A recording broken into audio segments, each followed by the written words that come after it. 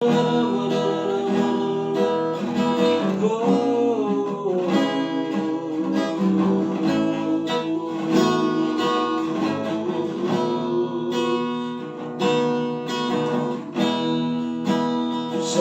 about you.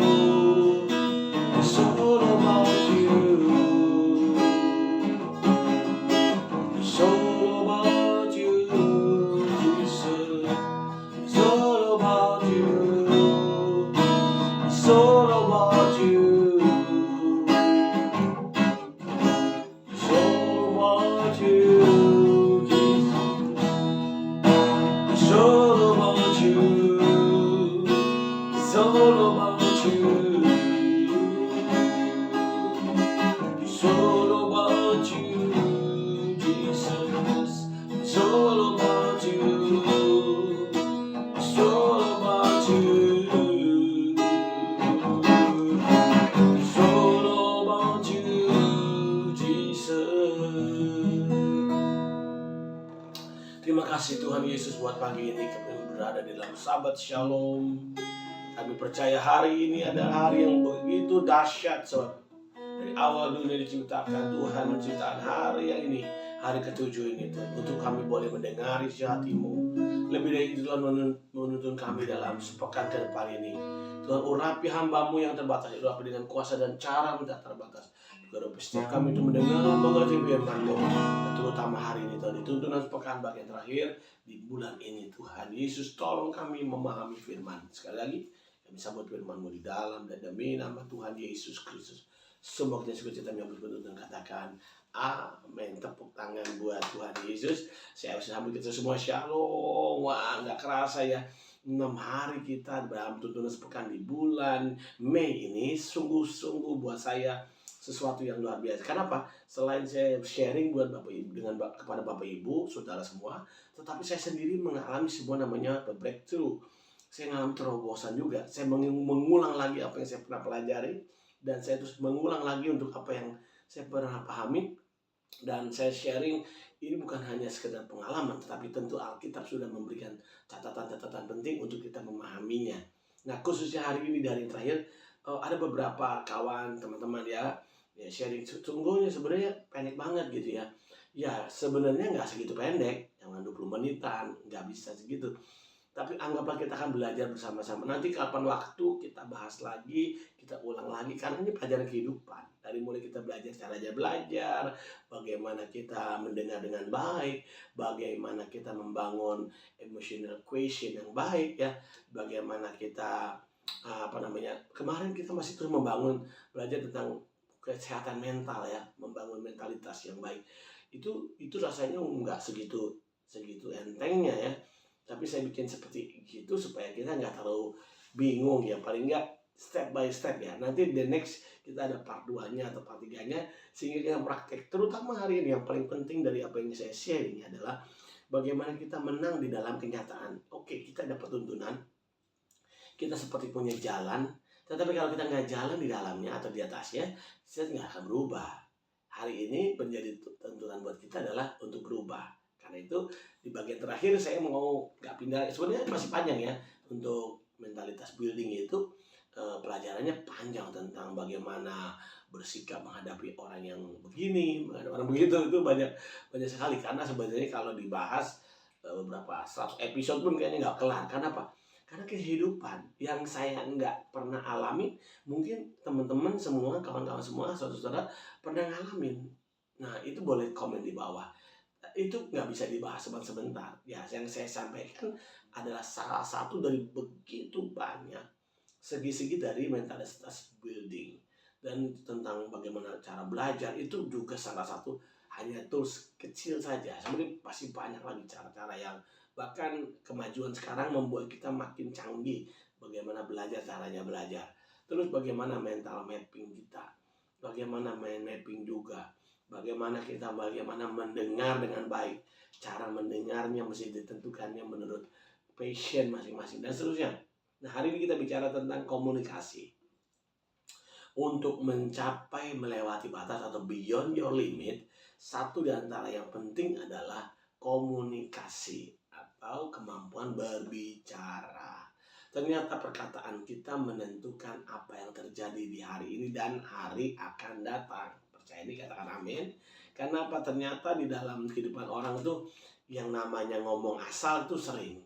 Atau nggak asal sih, cuman ketelepasan.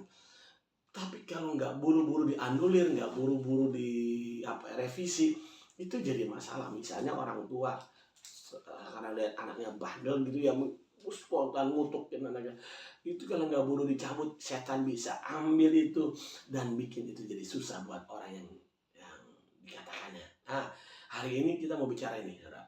Karena apa? Dunia ini diciptakan dari perkataan. Berfirmanlah Tuhan. Allah berfirman, jadi maka jadi. Jadi manusia dengan gambaran citra diri Allah, artinya sama dengan perkataannya Allah, manusia punya perkataan juga punya dampak besar bagi hidupnya. Dan juga bagi orang lain yang bertalian darah dengan dia, atau berhubungan langsung dengan dia. Misalnya, dia seorang pimpinan dengan bawahan, pimpinan grup dengan timnya, atau saudara gembala dengan jemaat, sebagai pemimpin wilayah dengan anggotanya, keluarga, orang tua dengan anak-anaknya, atau sebaliknya. Ini sangat-sangat berdampak. Makanya kalau dalam sesi ini, nanti juga saya anggap ini nggak tuntas semua, tapi paling tidak kita mulai mengerti betapa kamu dan saya bertanggung jawab dengan perkataanmu. Karena apa? Orang-orang yang ada bersama dengan kamu itu akan terdampaki karena perkataan kita. Makanya jangan heran kalau anak-anakmu mungkin kondisinya seperti ini karena kata-kata kita dulu. Ayo coba ingat lagi ya, minta Roh Kudus kasih tahu kita mana yang salah sehingga harus direvisi. Nggak ada kata terlambat, ayo revisi aja. Mengaku salah sama Tuhan dan mencabut. Oke? Ayub pernah duduk begitu dengan rasa bersalah, dia kan mencabut perkataanku. Dengan tanpa berpikir dia sudah mengutuki Tuhan.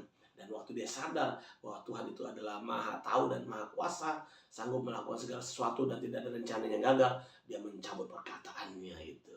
Nah, makanya kalau saya bicarakan tentang perkataan, rasanya hidup ini kan nggak pernah lepas dari berkata-kata. Pak, orang gagu gimana? Orang gagu pun sama, tidak bisa bicara, bisu pun bicara, cuman dengan bahasanya sendiri. Perkataan itu sungguh-sungguh harus dan menjadi kebiasaan kita. Karena itu menjadi kebiasaan kita, makanya kita yang harus menjaga, mengatur supaya perkataan kita ini benar lurus. Oke, itu yang pertama. Yang kedua, perkataan ini akan menentukan masa depan kita. Maksudnya gini nih, kalau tadi dampaknya kepada orang yang bersama dengan kita, masa depan kita ini pun ditentukan oleh perkataan kita. Dan hasil yang kita mendapat ditentukan dari perkataan kita. Bagaimana kita diterima oleh klien kita, bagaimana kita diterima oleh bos kita, bagaimana kita diterima oleh sejawat kita dalam menjelaskan sesuatu dan rencana sesuatu, itu dari perkataan. Dan tentu ada tools lain, misalnya ada PPT, PowerPoint ya, tetapi kan perlu dipresentasiin. Nah, cara berkomunikasi ini penting. Atau kalau saya di dunia marketing kami ini, kita nih ada namanya seni negosiasi. Seni negosiasi itu bukan hanya menceritakan apa yang kita mau tawarkan, tapi kita harus menggali dengan siapa kita bicara. Seni negosiasi atau satu bagian dari seni komunikasi atau teknik komunikasi, maka salah satunya adalah menemukan atau menggali siapa yang kita ajak bicara. Misalnya gini, saya bertemu dengan bos, supaya gajinya naik gimana caranya ya? Saya gali dulu nih, bos saya sukanya apa? Dia suku apa? Suku termasuk sukunya, agamanya, kalau di agama ya tentunya gitu ya. Atau dia latar belakang lahir dari keluarga bagaimana, itu kita gali. Kenapa? Dari kita mengetahui dasar orang yang akan kita bicara itu tahu, maka kita akan lebih mudah jadi dekat. Ingat loh, kalau kita dekat, maka semuanya akan lebih mudah. Artinya apa? Tersampaikan, dimengerti, syukur-syukur kita dapat feedback yang positif. Saya ngomong ini kan secara kasat mata bisa diterapkan di rumah tangga, di pekerjaan usaha bisnis, atau bahkan dengan Tuhan.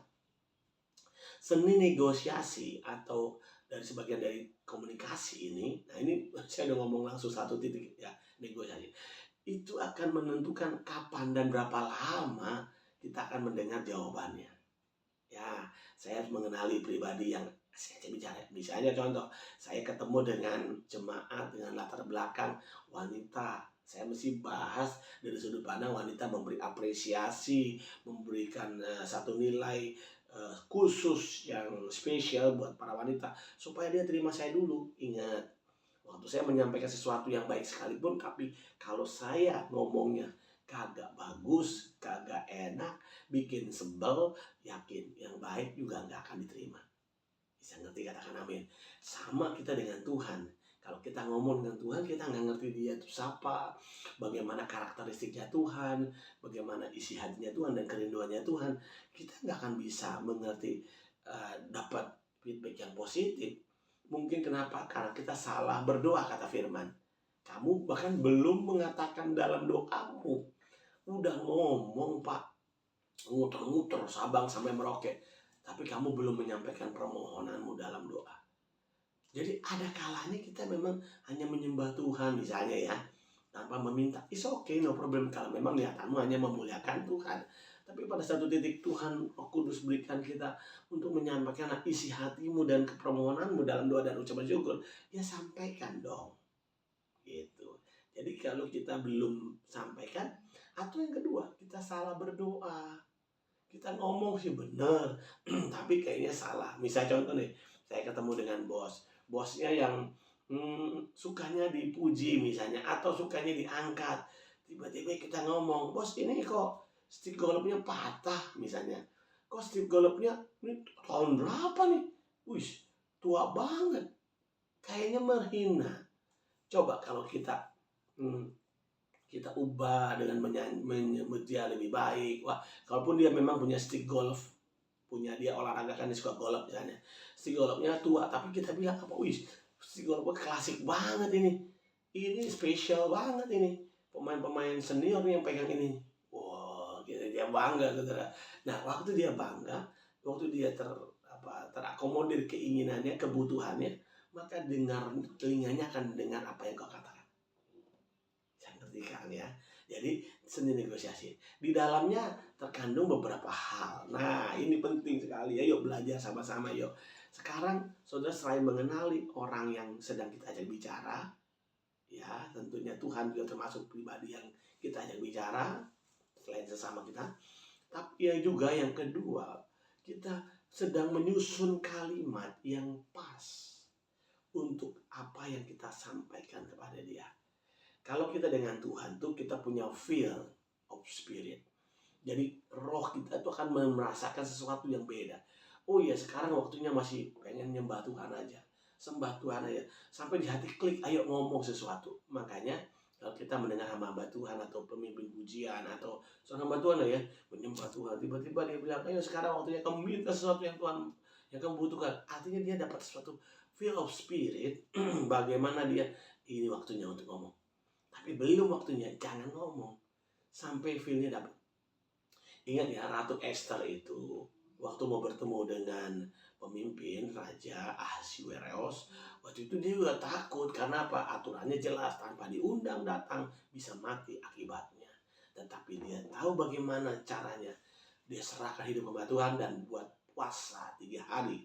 Ya, dia bikin puasa dan dia melunakkan hati Tuhan. Dan Tuhan menjamah hati Raja, sehingga dia diluputkan dari malapetaka, bahkan menolong kaum keluarga dan bangsanya. Itu kan adalah cara-cara kapan mesti datang. 3 hari itu bicara tentang waktu. Yes, dia berpuasa dulu. Dan waktu dia datang, bukan datang dengan percuma, tapi sudah menaruhkan satu nilai, yaitu apa? Kedekatan. Siapa punya? Tuhan. Kenapa? Di tangan Tuhan adalah hati raja-raja dipegang. Karena itu sekarang saya mengajak saudara menentukan kapan waktunya, di mana waktunya kita mulai bicara. Apa poin-poinnya? Yang pertama bicara apa? Misalnya mulai pertama kita komunikasi kedekatan, namanya engage ya. Yang pertama adalah bangun hubungan kedekatan. Dalam seni negosiasi atau dalam salah satu ya, ini negosiasi adalah salah satu dari teknik komunikasi. Dalam negosiasi adalah yang pertama membangun kedekatan. Ya tadi dari latar belakang yang kita kenal tadi itu, mulai kita lontarkan kalimat-kalimat pembuka yang cair ya, yang membuat lawan bicara kita nyaman dengarnya, seneng lihatnya. Lalu penampilan kita, gesture kita, baju kita disesuaikan dengan tema yang kita mau bicarakan. Ya kalau santai jangan pakai baju formal dong. Sabtu santai ya. Mungkin saudara sedang duduk ngopi bareng dengan owner saudara. Ya pakai baju yang rapi tapi jangan terlalu kaku. Supaya lebih bisa mengimbangi. Beliau mungkin pakai bajunya t-shirt aja. Kita ya pakai t-shirt tapi mungkin pakai luaran. Ya tapi santai-santai.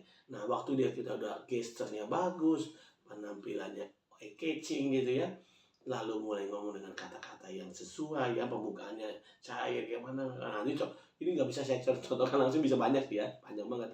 Misalnya apa kabar bos, apa kabar Pak, mungkin ada orang nggak sadar panggil bos, janganlah. Jadi kan Tuhan juga sama. Kalau saya ngomong ini kan semua kepada Tuhan juga. Tuhan tuh pengen dekat, panggil dia Bapa. Kenapa kita suruh panggil Bapa? Karena dekat banget. Nggak ada lagi yang dekat selain Bapa, mana. Iya kan ya?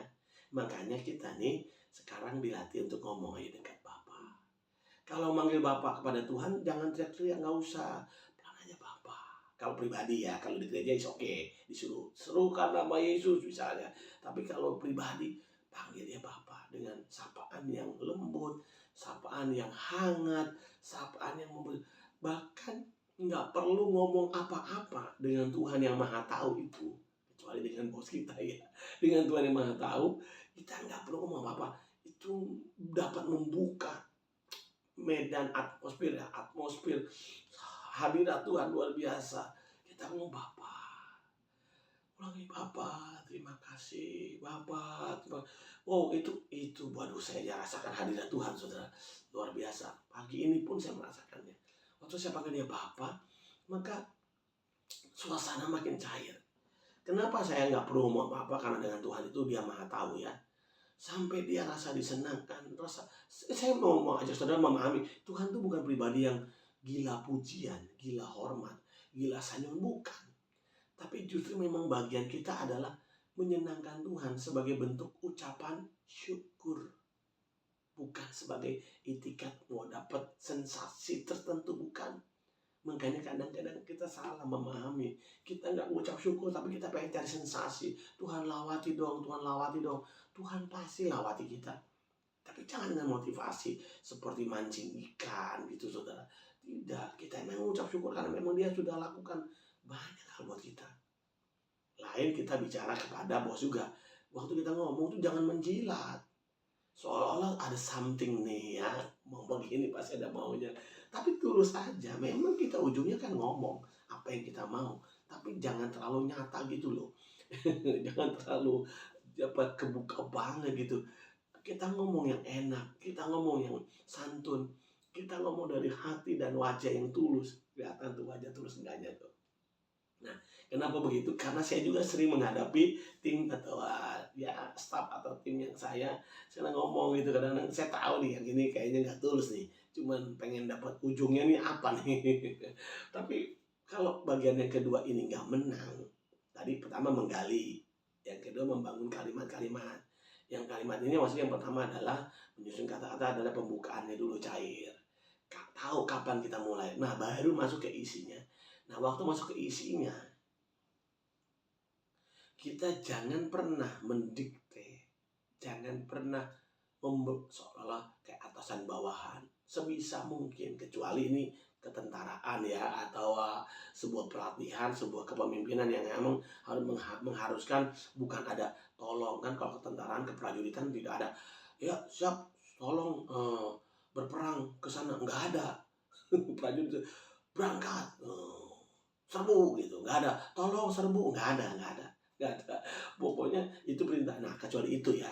Tapi kalau kita meminta kepada teman, atasan, bahkan kepada Tuhan, mintalah dengan ruang terbuka untuk mereka menyatakan tidak sekalipun. Loh kok kan Pak kita minta pengen dijawab? Dengar ini, tidak pun adalah jawaban. Kekurangan kita adalah tidak menyiapkan ruang berkata tidak. Tidak menyiapkan ruang untuk orang menjawab tidak. Sehingga kamu kecewa. Kamu kecewa. Dengar ini ya. Waktu kamu tidak bisa merespon dengan baik dengan jawaban tidak.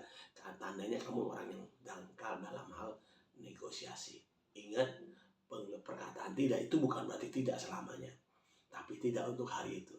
Belum tentu untuk esok. Bisa ya, bisa juga nanti tunggu lagi lusa atau minggu depan. Tapi yang pasti jangan tutup ruang untuk berkata tidak. Saya melihat saudara, merasakan saudara seperti masih bingung. Gini, waktu saudara ngomong sama atasan saudara atau sama Tuhan sekalipun kita bicara. Kita ngomong, Bapak, hari ini kami butuh ini. Jangan terlalu puitis lah. Ya, saya butuh ini Tuhan. Kamu tahulah Tuhan. Saya lagi sedang begini, gini. Ya, kalau Tuhan kehendaki dan Tuhan izinkan, aku terima kasih banyak. Tapi kalau Tuhan nggak izinkan, belum terjadi sekarang, nggak apa-apa juga Tuhan. Tapi sekiranya Tuhan izinkan, wow Tuhan terima kasih banyak. Aku bersyukur untuk apa yang Tuhan berjawab, apa yang Tuhan mau berikan. Terima kasih buat misalnya sesuatu yang kau butuhkan, sebut namanya. Thank you Tuhan. Oke, sampai situ. Dan ada ruang Tuhan izinkan berkata tidak atau menunda, is okay, no problem. Itu pun kepada bos kita, kepada tim kita, kepada teman-teman kita. Hari ini kita punya begini. Nanti kan kita dengar mereka apa jawabannya, owner atau bos kita. Ya, itu pun adalah satu bagian untuk mengelola manajemen mental manajemen kita ya. Bagaimana kita tetap membuka ruang untuk kata tidak. Kenapa? Tidak itu bukan berarti tidak. Tapi tidak adalah sementara tidak. Wah, ini apa ya? Tidak itu bukan berarti tidak, tapi hanya sementara tidak. Karena selama saya ada sampai hari ini, saya hampir tidak pernah merasakan bagaimana tidak itu menjadi tidak. Kenapa? Yang tidak hari ini diomong, besok dia akan penuhi. Mungkin minggu depan. Kalau gitu, sekarang jangan pernah putus asa ya. Sekarang harus semangat. Nah, kalimat jangan putus asa diganti. Karena itu sekarang tetap berpengharapan. Nah, salah satu kalimat yang penting saat berbicara kepada setiap orang, ayo bikin kalimat positif. Kalimat positif. Tadi saya salah ngomong tuh. Ayo jangan putus asa. Harusnya ayo tetap berpengharapan. Nah, contoh tadi itu adalah contoh untuk mulai membiasakan jangan pilih kata jangan, tapi pilihlah kata yang mendorong orang melakukan sesuatu yang positif. Ayo kita tetap semangat, harus tetap semangat, on fire dan seterusnya. Oke. Lalu di dalam pertemuan itu closing sangat membekas. Katanya kesan pertama begitu menggoda. Salah satunya adalah pada saat closing. Apa itu closing? Ini bukan asuransi ya. Kalau orang closing ingat asuransi.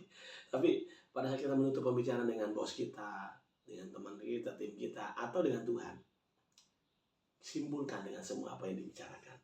Lalu kita bilang terima kasih untuk waktunya. Kalaupun itu ruang untuk tidaknya terpakai karena artinya ditolak sementara, saya ngomong makasih Pak untuk jawabannya dan saya doakan Bapak sehat selalu. Next kalau saya ada sesuatu saya akan ketemu Bapak lagi. Jangan bilang yang lain, hanya itu aja. Selalu kita bicara itu. Dan ingat, waktu kita bilang kita mendoakan Bapak sehat selalu, itu kan membekas di kepalanya. Kalau memang diizinkan bersalaman, salaman, tapi ada juga owner atau bos yang tidak mau salaman, kita kasih tangan aja, thank you. Membungkuk seperti orang Jepang gitu ya, membungkuk. Arigato, misalnya gitu, gak ada masalah. Lalu dengan Tuhan bagaimana? Yes, kita selalu membuat jembatan untuk next event, next meeting dengan Tuhan. Apa itu? Nah, sampai ketemu nanti lah. Kita bicara Tuhan, thank you buat hari ini. Saya percaya hari-hari ke depan, bahkan waktu ke depan ini, kalau Tuhan izinkan bisa bersekutu lagi dengan Tuhan secara intens. Tuhan berikan kekuatan buat saya. Berikan roh doa puja penyembahan lebih lagi. Supaya saya menyenangkan hatimu lebih lagi. Sementara ini kan doanya belum dijawab, tapi kita percaya itu terjadi. Nah, pagi ini kita renungkan nih beberapa poin-poin penting untuk memulai. Yuk, kita coba ya praktekin apa yang kita belajar hari ini tentang seni negosiasi dari satu titik bagian dari teknik komunikasi ya. Karena apa? Kalau kamu menang di sini, hebat di sini, maka kamu akan bisa mempercepat kepada keberhasilan, tujuan-tujuan. Nah, melampaui keterbatasan kita ada di mana? Ada di sini. Nah, selain yang kemarin, 5 hari kemarin kita udah belajar ya.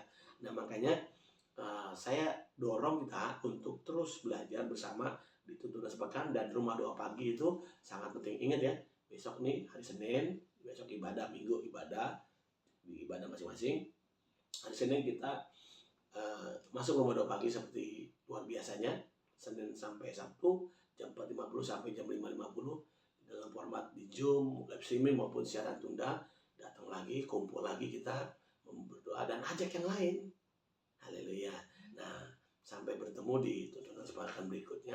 Mari kita berdoa. Izinkan saya melepaskan berkat khusus hari ini di Sabat ini. Dimanapun kau berada, Bapak, aku minta pengurapan-Mu turun di tangan-tangan hati yang terbuka, dan berkat-Nya akan menyertai mereka. Tuhan memberkati dan melindungi engkau. Tuhan menyinari engkau dengan wajah-Nya dan memberi kau kasih karunia. Tuhan menghadapkan wajah-Nya kepadamu dan memberi kau damai sejahtera. Terimalah dengan bersukacita segala berkat yang berlimpah-limpah.